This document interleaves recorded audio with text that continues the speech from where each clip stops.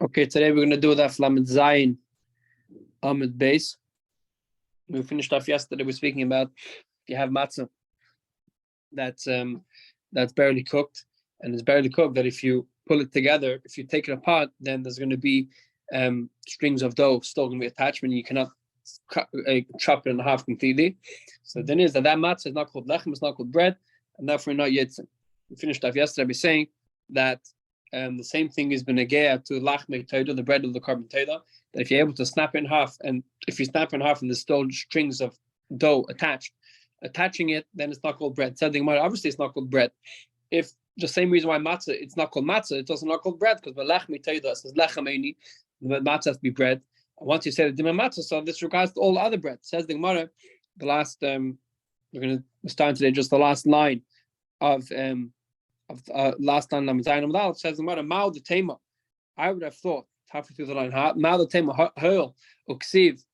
Since regarding lachmei toida, it says V'hikriv mimeno. Says regarding the bread on the carbon toida, it says V'hikriv mimeno achum mikol carbon. It says that you have to bring one piece of one bread for each carbon, meaning that the bread has to be whole. Echad shleito paris, meaning that it should be one loaf of bread, but it shouldn't be cut in half. And this bread that is just about cooked, command the priest. I would have thought that maybe if it's just about cooked and it's about to fall apart, so it's as if it's fallen apart already, and therefore it's not one loaf of bread, it's a few crumbs of bread together. Therefore we have to teach a special din that as long as you're able to snap it in half, even if it's going to be mamash barely cooked, but as long as you're able to snap it in half and there's no strings of dough attaching it together, so even though it's mamash about to crumble apart, it's still counted as bread, and therefore it's kosher. Says the Gemara, Masechta. The Gemara goes back to now what we said before. We had an argument if you have bread which is cooked. We had the Masechta in the Shlakish and the Bechonat. If you have bread which is baked in a pan, not in the oven, is it chayiv in challah, meaning it's counted as bread or not? Then the Shlakish said it's not counted as bread, and the Bechonat said it is counted as bread. So now we're going to ask a question on the Bechonat. Masechta, we learned in the Brayso, it says like this: If you have hamiisa, we're going to explain soon what hamiisa means. Hamiisa means a type of dough, which we're going to see in a second what that is. Bishamai said it's pater from challah. Bisilo said that it's chayiv. Hachalita is another type of dough. We're going to explain in a second what that means. Bishamai say it's chayiv. Bisilo pater, Bisilo say it's pater. So we have a miisa. Bishamai say it's pater from challah, and Bisilo say it's chayiv and challah. Chalita, which we're going to see in a second what that means. Bishamai says punkt fakir. Bishamai says it's chayiv and challah, and Bisilo says it's pater. Says the Brayso, is a miisa, is a chalita. What is a miisa? What is a chalita? Answers the Brayso, hamiisa is kamach shagabi mugulashin. A miisa is a dough that's made that you take flour and you soak it, you put the flour, you dump the flour into boiling hot water, and that's how you make the dough. Meaning first you have flour and you pour the flour into boiling hot water. And that's what Bishamai says, that it's pater, and Misilo says that it's chayiv. Hachalita, what is a chalita dough? So answers the Gemara, mugulashin agabi akamach. Chalita is punkt fakir. Mugulashin means you take the water and you pour it over the flour. Instead of putting the flour into the water, you pour the water into the flour. We can see soon what difference does it make. And that's what, and according and if you do that type of dough, chalita, meaning pouring water into the flour, then Bishamai says that would be chayiv and challah, and Bisilo would argue and say pater. Another opinion is Rabbi Shmuel bar Rabbi Yesi Eimer. Mishum Avri Shmuel, the son of Rabbi Yesi, said the name of his father. Zev is a lifter. Both of these challahs, sai miisa, sai if you pour the flour into the water, and sai if you pour the water into the flour, both these challahs are pater from challah. Va'amni law, some people say that he's had a different statement. Zev and Zev, chiyuv, both, instead of his statement was both are pater, his statement was both are chayiv. Chacham say echad zeh ve'echad zeh, both types of challah, sai miisa and sai chalita, asam be'ilfas, if you make them in a pan, pater, they are pater. But tanu, if you make them in an oven, chayiv, they're chayiv. So the Gemara brings out the whole brayso was, and the get to us is that we see clearly over here that Chacham say that if you make something in a pan, it's pater for challah, which is a contradiction to Rabbi Yechonan's opinion. We learned yesterday, Rabbi Yechonan says that if you make challah in a pan, it is chayiv in challah. So how does Rabbi Yochanan deal with the shit of Chacham? Says the Gemara. So now that we got into this brisa, so the Gemara continues dealing with the brisa. Says the Gemara of Tanakama, the Tanakama, meaning the first shit that's said is the difference between Misa and Chalita. Maishna Misa, Maisha Chalita. What's the difference between if you pour the flour into the pan, you pour the flour into the water, or you pour the water into the flour? Who cares? Why by Misa does Bishama say Yipatim Misil say Chayv? Chalita is the other way around. The Bishama says Chayv Misil say Yipatim. So answers the Gemara. I'm going to be Yehuda. I'm a Shmuel. Yehuda said the name of Shmuel. I'm going to be Yehuda. I'm going to be Yehuda. So did Rabbi Yochanan say. Some people said that Rabbi Shua ben Levi and Rabbi Shua ben Levi said that Kamachlek is bezu, Kach Machlek is bezu, meaning that there's no Machlek, there's no difference between Misa and Chalita. Rabbi Shua says the Machlek is the Tanoim that say you Chayiv Misa, or say you also Chayiv in Chalita.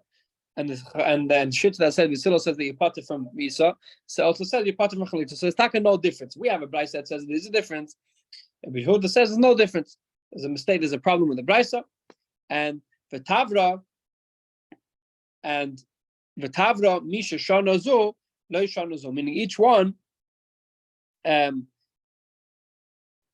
each Tana said by himself. Meaning that there's talking no difference between a Misa and Chalita. That all we're saying is that one, the Bishami says that Misa is always Chayv and Chala, and Chalita is always Pat and Chala. Misa and Chalita is Chayv and Chala, and Bishima says that they're both Pat and Chala. So there's no two opinions. We ask what's the difference in opinions? There's no difference between them. Says the one Hakim said there's no difference between them. Found yes, we see clearly in the Sefer. The Chacham said, sorry. So now the one I go back to ask the question of Becham. Found yes, we see clearly. The Chacham said, Echad zeh, Asam Milfus Potter, Tanu Chayv. So now I'm going back to the question we asked before in the Bechanan.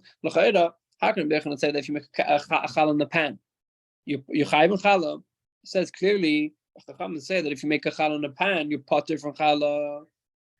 Answers the Gemara. Amallah the Bechanan answered you tanoi and a chanami. The machlek is tanoi, meaning that which you if make challah in the pan is chayiv challah or not. The machlek is tanoi. The Tanya, because we learned in the brisa. Do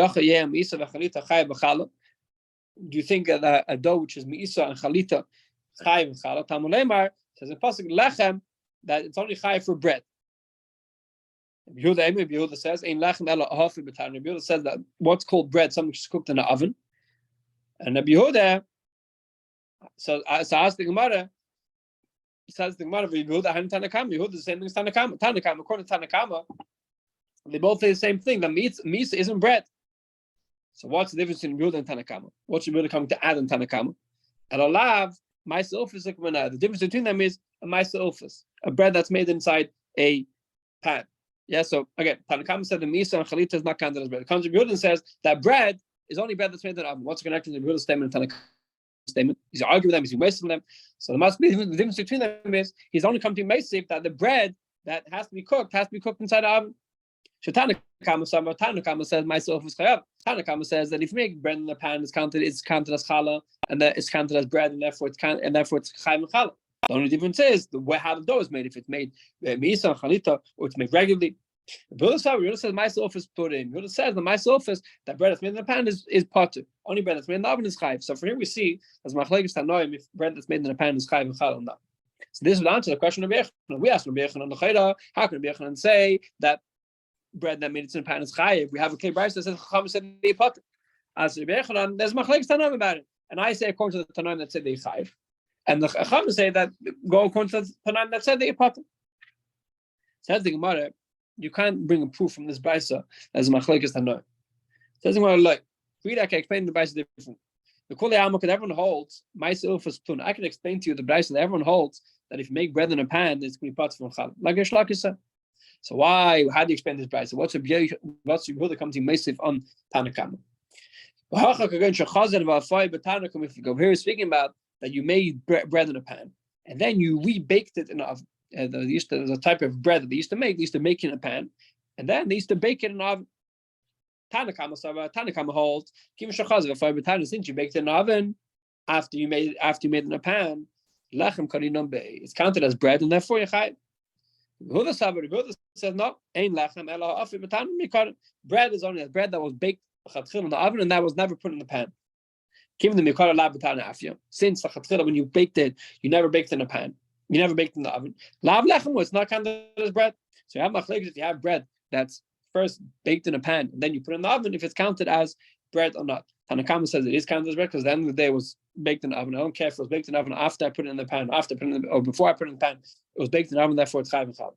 And Yehuda says no. Bread that's baked in the oven, bread that's baked in a pan, if it's not baked in the oven, then it's potter from chal. And nowadays also we have there's different types of bread that could be cooked in a pan. Let's say lafas and different types of things like that. A lot of times they make it in a pan. And according to Yehuda, that would not count as bread, even if after you're going to put it in the oven. But if you bake bread in a pan, it's not counted as bread. Amar Rabbi says Rabbi, my time is brother. What's the reason? Why, if you bake bread in a pan and then put it in the oven, is it not chayv and chal? What's the difference if you put it in the oven before, you put it in the oven after? At the end of the day, when the oven. So it says the Gemara brings it right from a pasuk. It says in the pasuk, one of the clauses is that 10. One of the curses of the Jewish nation, if they don't keep 10 mitzvahs, will be that 10 women will cook bread in one oven. From the fact it says one oven, your brother learns that bread that's cooked in one oven is counted as bread. But bread that was cooked in two ovens, meaning it was cooked with two types of ovens, first in a pan and then in a regular oven, is counted as bread. So it's not really a logical. It's not really a logical Sephardic shita. It's a shita that's based on a pasuk. The pasuk says that bread is bread that's baked in one oven, but bread that's baked with two forms, let's say a loaf of bread that was baked with two forms of bakings, isn't counted as bread.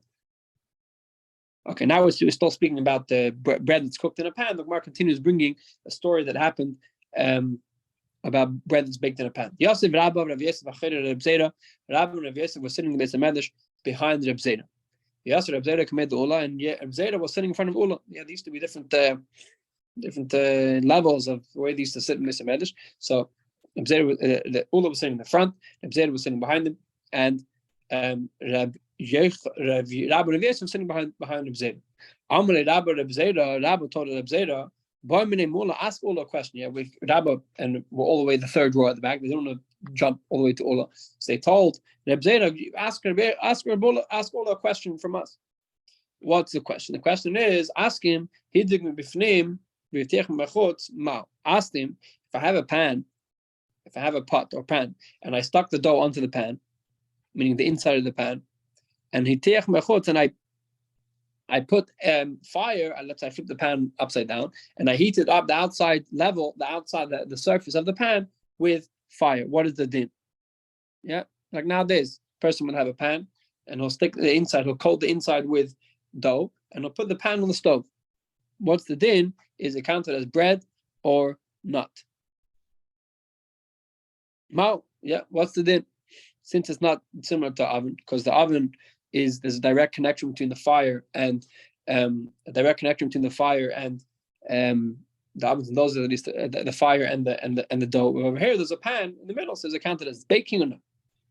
Amarle, so Reb Zera told Rabbi, my emole, why should I ask him the question? Why should I ask him this question? The iaminole, if I'm going to ask him, he's going to tell me straight away. He's going to push the answer. But Amarle, he'll tell me, I knew myself, this is baking a pan. And baking a pan is, as we said before, is machlokes, is shlakish and nebechim. You have a big question of baking a pan. Baking a pan already dealt with for years already. Amarle, Rav Yosef, Reb Zera, so Reb Yosef told Reb Zera, okay, so ask him a different question. Ask him, if you ask him like this, if you have a pan and you put dough, you stuck the dough into the inside of the pan, and you put fire, you put a flame right next to the inside of the pan. Meaning, so now there is a direct connection between the fire. You're not heating up the surface of the pan. You're heating up the inside of the pan. Mal, what's the din? Maybe since the fire is right, has direct contact with the dough, maybe this account is cooked in the oven. So Amalei, so Reb Zera told Rav Yosef, why should I ask him such a question? If I'm going to ask him, he's going to tell me, he's going to answer me, everyone does this. Meaning all the anim who have the poor people, they don't have wood to make a stove. They don't have a stove. What do? They take candles and they just basically bake the bread by sticking the fire into the pan, direct into the pan. And since they do it this way, it's still counted as baking in a pan for at least poor people, and therefore it would be counted as pan baking, which is a machlekes, Reb Shlakish and Tanakam, Reb Shlakish and Reb Yechon. So basically, he didn't ask him the question.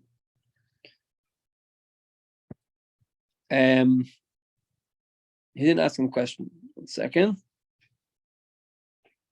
Okay, let's stop over here. It's a new piece afterwards. We're going to stop over here. I'm going to Vasi. Have a good night.